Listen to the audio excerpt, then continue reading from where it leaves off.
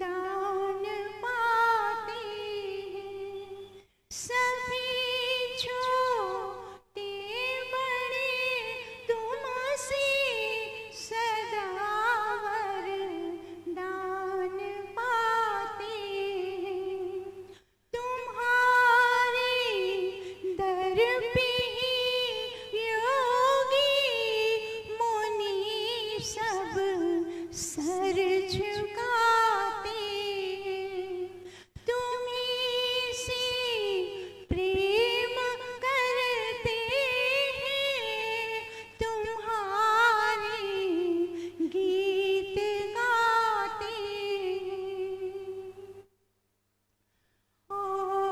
दिशाओं में तेरे जलवे तुम्हीं रंगी नज़ारों में, हवाओं में तेरी हलचल चमक तेरी सितारों में, घटाओं में तुम्हारे करिश्मे नजर आते हैं, घटाओं में तुम्हारे करिश्मे नजर आते हैं। तुम्हारे दर पे ही योगी मुनि सब सर झुकाते हैं।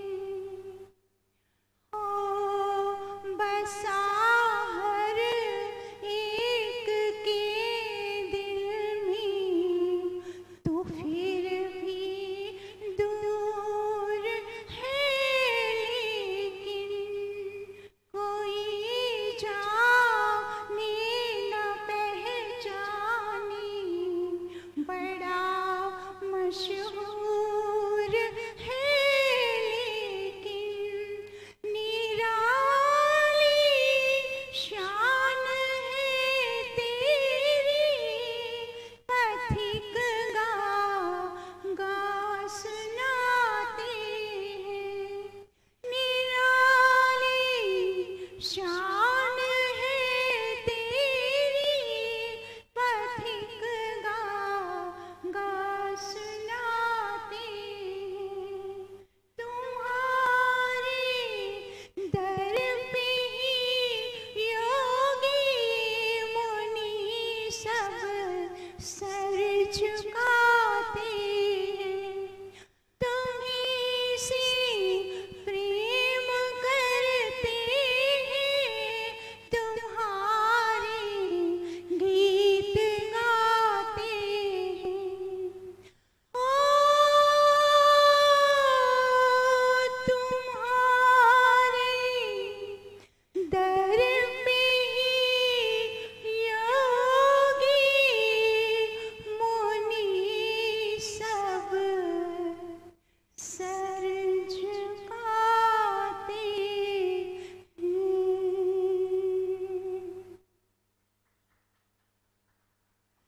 बहुत ही सुंदर भजन हमने सुना।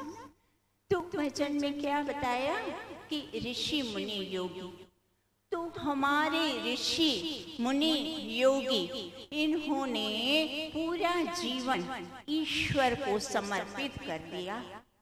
इन्होंने वेदों का अध्ययन किया और उनकी ऋचाओं को आत्मसात किया, और आत्मसात करके उस ईश्वर की गुणगान पढ़ते, सुनते, सुनाते ईश्वर के प्रेम में ऐसे डूब गए, ऐसे उसके प्रेम में डूब गए कि उनको दूसरा कोई भी सांसारिक, कोई भी फालतू चीजों का कोई मतलब नहीं रहा। तो उन्होंने जो सुख, आनंद और शांति प्राप्त करी, वो दूसरे लोगों को भी शांति, सुख, शांति, आनंद प्राप्त हो जाए। तो परोपकार के लिए, कल्याण के लिए उन्होंने वेदों के अध्ययन से और अपने अनुभव से अनेक ग्रंथों, दर्शनों और उपनिषदों आदि ग्रंथों का रचना करी, ताकि हम लोग उसका लाभ उठाएं और उनको, क्योंकि हम उनको पढ़ करके हम सही मार्ग पर चले। अब इस संसार में क्यों ऐसा रचा उन्होंने? क्योंकि इस संसार में 3 प्रकार के लोग होते हैं।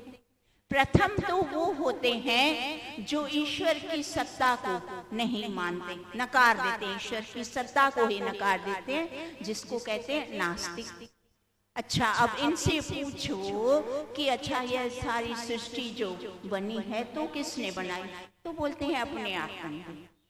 अब आप बताएं, यहाँ यह कुर्सी पड़ी है, टेबल है, कबाट है, हारमोनियम, ये माइक आदि जितने भी पदार्थ बने हैं, क्या ये अपने आप बन गए हैं? इसको किसी न किसी कारीगर ने अवश्य बनाया है। तो यह सिद्धांत है, कोई भी चीज अपने आप नहीं बनती। तो इतनी बड़ी सृष्टि, ये जो सूर्य, चंद्र, नक्षत्र, तारे, इतनी बड़ी सृष्टि बनाई और व्यवस्थित रूप से जो चला रहा है वो कौन है? तो प्रकृति तो जड़ है, वो अपने आप कुछ भी बना नहीं सकती। दूसरा है जीवात्मा, तो वो चेतन तो है पर वो अल्पज्ञ है और अल्प शक्तिमान है। वो सूर्य, चंद्र और यह पृथ्वी और यह संसार, ये सब कुछ वो नहीं बना सकता। तो अब बाकी बचा कौन? तीसरा पदार्थ ईश्वर। तो यह सारी सृष्टि को बनाकर और व्यवस्थित रूप में जो चला रहा है वो ईश्वर है। ईश्वर सत्तात्मक है, ईश्वर की सत्ता है। इस तरह से ईश्वर को हमें मानना है। तो इस तरह से ईश्वर का जो अस्तित्व है वो सिद्ध हो जाता है, सिद्ध हो गया। और दूसरे प्रकार के मनुष्य, वो दूसरे लोग कौन से होते हैं? जो ईश्वर को मानते तो हैं पर उसको जानते नहीं। वो कैसा है, उसके सही स्वरूप को कहाँ है, कैसा है, वो कुछ नहीं जानते। जो थोड़ा कुछ जानते हैं उल्टा उल्टा उल्टा ही जानते हैं, सही नहीं जानते। और तीसरे व्यक्ति ऐसे हैं, तीसरे लोग जो ईश्वर को जानते हैं पर मानते नहीं। वो अच्छी तरह से जानते हैं कि ईश्वर का सही स्वरूप जानते हैं। ईश्वर एक है, ईश्वर सब जगह है, ईश्वर सर्वव्यापक है, ईश्वर चेतन है, ईश्वर निराकार है, ईश्वर सर्वव्यापक सर्व जगह है, इसीलिए उसकी मूर्ति नहीं बन सकती। ईश्वर हमको हर कर्म को, हमारे हर छोटे बड़े कर्म को देख रहा है। हम यहाँ से कहीं भी चले जाएं, दुनिया के किसी कोने में जाएं, ईश्वर हमें देखता है और फिर यथा योग्य उसका फल भी देता है। हम आंख, जितनी बार आंख झपकते हैं वो भी ईश्वर को ज्ञात है। ईश्वर सब कुछ जानता है, यथा योग्य फल देता है। अच्छे का अच्छा और गड़बड़ का बुरा फल देता है। फिर भी क्या हमने गड़बड़ करना छोड़ दिया? नहीं छोड़ा। तो इसका क्या अर्थ बना कि हम ईश्वर को जानते तो हैं पर ईश्वर को मानते नहीं। और जानने और मानने का अंतर आप देखिए, अच्छे से हम इसको समझते हैं। जानना उसको कहते हैं कि जैसी जानकारी आपको है वैसा कार्य करना, ये कहते हैं जानना और मानना, सही प्रकार में जानना। और एक होते हैं जानकारी तो सारी की सारी है पर उसको मानते नहीं, मानना नहीं। जानकारी सब ठीक ठीक है पर मानना नहीं, तो उससे कोई लाभ नहीं। लाभ कब है? जैसी जानकारी वैसा मानना और वैसा मान के फिर वैसा आचरण करना, यह तो लाभ है। अब इसको ऐसे समझते हैं जैसे हम सबको पता है बिजली की तार में करंट है। क्या हम कोई भी बिजली की तार को छुएगा? छुएगा? कोई इनाम देगा तो भी हम में से कोई भी बिजली की तार को नहीं छुएगा। पता है इसमें करंट है। तो जैसी जानकारी है वैसा हम मानते हैं और वैसा आचरण भी करते हैं। पता है करंट लगेगा, मर जाऊंगा, नहीं छूना, नहीं छूते, चाहे कुछ हो जाए नहीं छूते। ये है सत्य। इसको कहते हैं जैसा जानना वैसा मानना। तो ईश्वर को भी हम जैसा जानते हैं कि वह हमारा अंतर्यामी, छोटे से छोटा कार्य, जैसे हर जगह आजकल सीसीटीवी लगा है और पता है क्या बताया जाए? सावधान, आप सीसीटीवी कैमरा के अंतर्गत हैं। तो सब सावधान हो जाते हैं, सबको पता है कुछ भी गड़बड़ नहीं करनी, पकड़े जाएंगे। ठीक है? तो वेद कहता है प्रत्येक व्यक्ति के अंदर ईश्वर का सीसीटीवी कैमरा लगा हुआ है।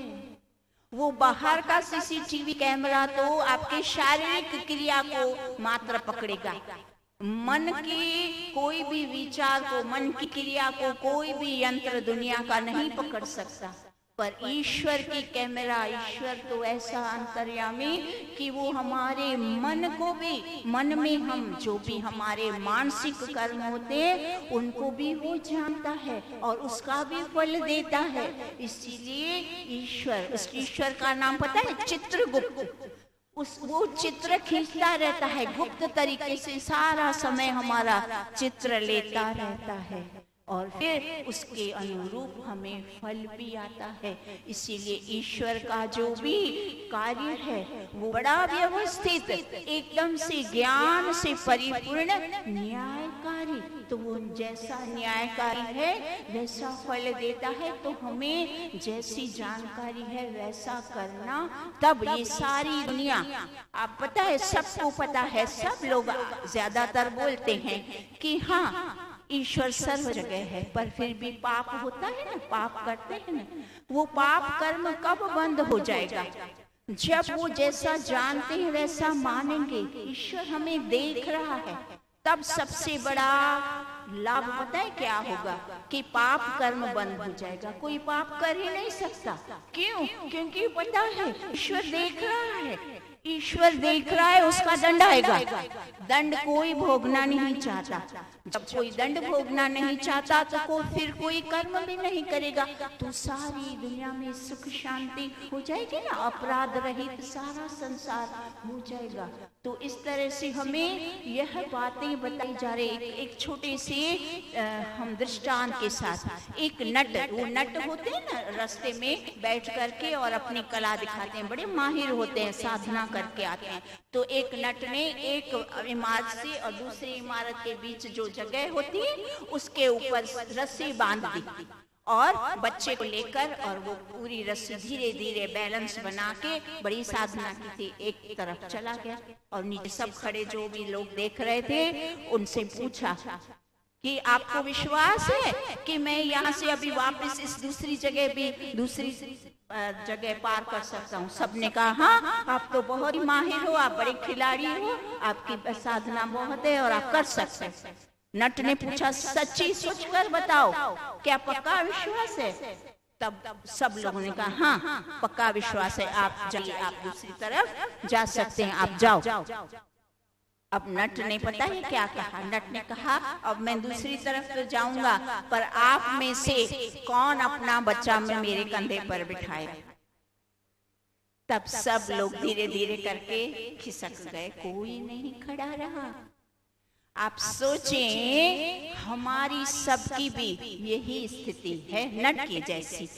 हम जानते तो है ईश्वर को अच्छी तरह से, हमें एकदम अच्छे से फिट है मस्तिष्क में, मन मस्तिष्क में हम पढ़ के सुन के पक्का हो गया है ईश्वर सर्वव्यापक है, मेरे अंदर भी है, वो हर बात जानता है। पर फिर भी हम नट की तरह वो पूर्ण विश्वास नहीं आया कि हाँ जैसा वो देख रहा है न्यायकारी है वो फल भी देगा।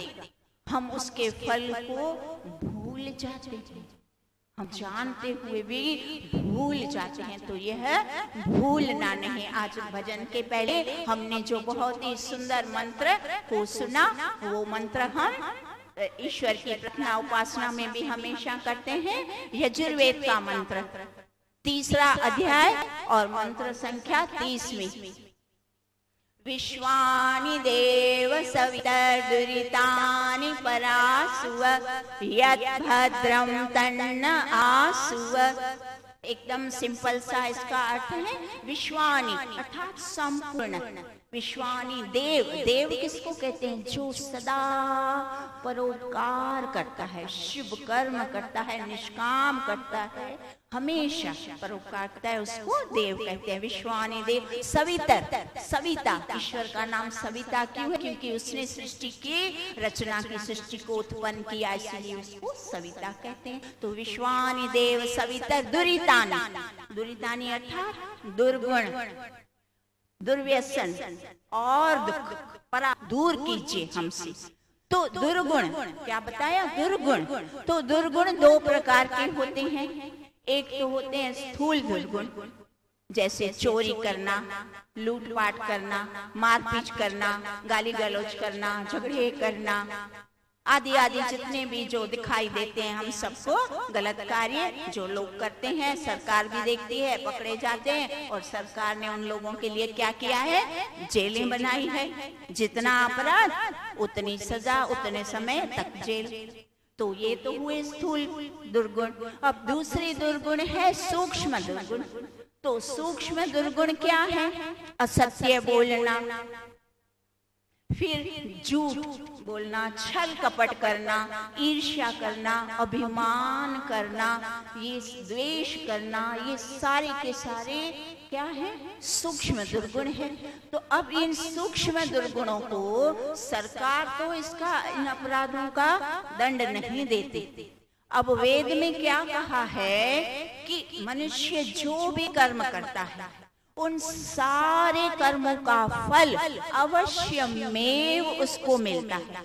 अब जिन कर्मों का फल सरकार ने दे दिया, या माता पिता ने दंड दे दिया, या गुरु आचार्य ने उसका दंड दे दिया, फिर तो ठीक है, फिर उस दंड का वापस आपको दंड नहीं मिलेगा। अब अगर पूरा पूरा दंड उसको उस कर्म का मिल गया। और अब जितने भी कर्म बचते हैं जिनको सरकार ने दंड नहीं दिया, माता पिता ने भी नहीं दिया, और गुरु आचार्य विद्वानों ने भी नहीं दिया, तो जो भी अशुभ कर्म बनते हैं उन सब कर्मों का दंड ईश्वर कहता है उसका मैं दंड देता हूँ। और ईश्वर का दंड बड़ा कठोर।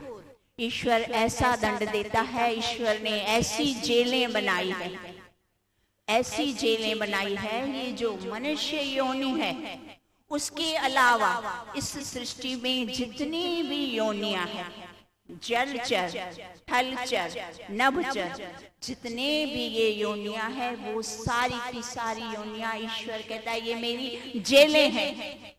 आप सोचें, इतने सुंदर शरीर में से आत्मा को, जब आत्मा शरीर छोड़ेगा उसको निकालकर गधा, कुत्ता, बिल्ला, बिच्छू, सांप, पेड़, पक्षी आदि बना दिया जाए, कितना कठोर दंड है। ये मनुष्य जीवन हमें उन्नति करने के लिए, उन्नत होने के लिए मिला, नीचे पतन के लिए नहीं मिला। तो निचली योनियों में जाने का तात्पर्य क्या है? कि मनुष्य ऊपर को न उठकर नीचे की ओर गया, क्योंकि मनुष्य जीवन तो फिर भी मध्य में है ना, ऊपर नहीं है नीचे भी नहीं है, मध्य है। मध्यम में वो मनुष्य जीवन में इतना अधिक ईश्वर ने स्वतंत्रता और अधिकार दिया हुआ है कि यह मानव मनुष्य में से देव बनकर, ऋषि बनकर मोक्ष की प्राप्ति कर सकता है, स्वयं मुक्ति पा सकता है, और दूसरे सारे लोगों को भी मोक्ष की ओर ले जा सकता है। इतना सारा इस मध्यम वर्ग में, इस मनुष्य योनि में इतना सारा अधिकार, ये जो अधिकार मिला है, इस अधिकार का हमें पूर्ण लाभ उठाना है। अगर हम इसका पूर्ण लाभ नहीं उठाएंगे तो फिर ये मात्र जितने भी मंत्र, हम ये मंत्र तो कितना प्रख्यात है, एकदम हम सबको कंठस्थ है कि नहीं? विश्वानि देव सवितर दुरितानि परासु यद भद्रम तन्नासो, अर्थ सहित इसका अर्थ भी हमको याद है। हमें ध्यान उपासना में इनके अर्थ भी करने होते हैं। हे सकल जगत के परम पिता परमेश्वर शुद्ध स्वरूप, आप हमारे कृपा करके सारे के सारे दुर्गुण, दुर्व्यसन और दुखों से हमें दूर कर दीजिए, और जो कल्याणकारक गुण, कर्म, स्वभाव और पदार्थ हैं वो सब हमें प्राप्त कराइए। ऐसा इस मंत्र का अर्थ है। और ये मंत्र हम प्रतिदिन करते हैं, सायं और प्रातः और सायं 2 समय, पर उसको जान के, समझ के जो हम बोलते हैं वैसा हमें करना है। हमें सारे दुर्गुणों से दूर रहना है। स्थूल दुर्गुण हम नहीं करते, अच्छी बात है, पर सूक्ष्म दुर्गुण अभी भी हमारे अंदर जो बचे हैं उनको हम अपने पुरुषार्थ से, सत्संग से, सत्कर्म करते हुए, ध्यान उपासना करते हुए इन दुर्गुणों को हम हटा सकते, इसी जीवन में हटेंगे।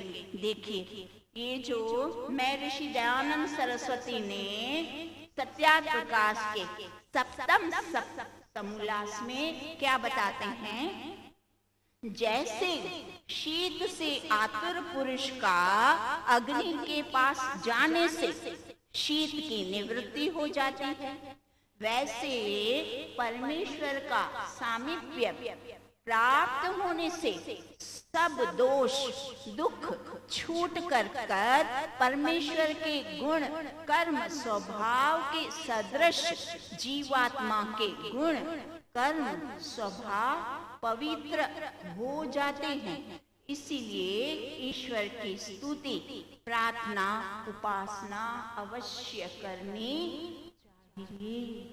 यह मंत्र मैं ऋषि दयानंद सरस्वती का सर्वप्रिय मंत्र, यह मंत्र उनको इतना प्रिय था, हमेशा ये ऋषि इन मंत्र का स्वयं भी उच्चार करते, इसकी व्याख्या करते, और जब यजुर्वेद का उसका जब अर्थ किया तब उन्होंने क्या किया, एक एक अध्याय में हमेशा इसी मंत्र का उल्लेख किया, इसी मंत्र का स्थान दिया। यह मंत्र इतना अधिक मनुष्य को मनुष्य से देव बना सकता है और मोक्ष की प्राप्ति करवा सकता है। एक ही मंत्र, इसको आप रट लीजिए इसके अर्थ को, और अर्थ को रट करके वैसा आचरण। वेदों में बता दिया है ना कि प्रार्थना फलीभूत कब होती है, जैसी प्रार्थना हम करते हैं फिर वैसा पुरुषार्थ भी करते हैं। प्रार्थना मात्र कोरी प्रार्थना करते रहे और उस प्रार्थना के विपरीत कार्य करते रहे, तो अब आप बताएं वो प्रार्थना फलीभूत हो सकती है? हो सकती है? नहीं हो सकती। जैसी प्रार्थना की उसी अनुरूप हमें कर्म और पुरुषार्थ परिश्रम करना पड़ेगा, फिर तो आपकी प्रार्थना अवश्य फलीभूत हो जाएगी। जो फूटता है, जितना परिश्रम हमने 100% डाल कर किया वो खूटता है, वो तो ईश्वर उसकी भरपाई करेगा। पर हम अगर मात्र कोरी प्रार्थनाएं करते रहें, चाहे अर्थ सहित भी करते रहें, पर उसका आचरण उसके अनुरूप न किया, विपरीत आचरण किया, तो फिर प्रार्थनाएं फलीभूत नहीं होती। फिर हम वर्षों तक मात्र यंत्रवत ध्यान भी करेंगे, उपासना भी करेंगे, सत्संग भी सुनेंगे, स्वाध्याय भी करेंगे, पर लाभ नहीं हो रहा। लाभ कब होगा? आज सारे संसार में 1% लोग भी नहीं हैं, बहुत कम लोग हैं जो ईश्वर को जैसा जानते हैं वैसा मान के वैसा व्यवहार करते हैं। तो हमें अपनी गिनती किसमें करवानी है? उन मनुष्यों में जो जैसा जानते हैं वैसा मानते हैं और वैसा करते हैं। तो हमें आज के मंत्र का सार इतना सुंदर और सरल, हमें जो जो जानकारी जैसी स्पष्ट सही जानकारी है वैसा हम माने, विश्वास पूर्ण दृढ़ विश्वास से वो माने और वैसा हम आचरण करें। आगे कहाँ अगली बार अगले मंत्र के साथ करते हैं। हमारा समय हो चुका है। ओम द्यौ शांतिरंतरिक्षं शांति पृथ्वी शांति रापः शांति रोषधयः शांति वनस्पतयः शांतिर्विश्वे देवा शांति ब्रह्म शांति सर्वं शांति शांतिरेव शांति सामा शांतिरेधि।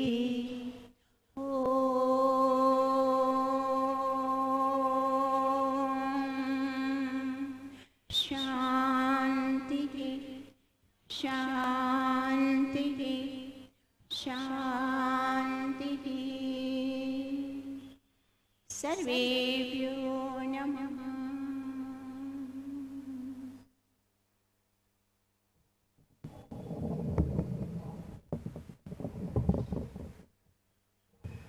प्यारे भाई और बहनों, दीदी जी ने जो आज सरल भाषा में, बहुत ही सरल भाषा में जो प्रवचन किया,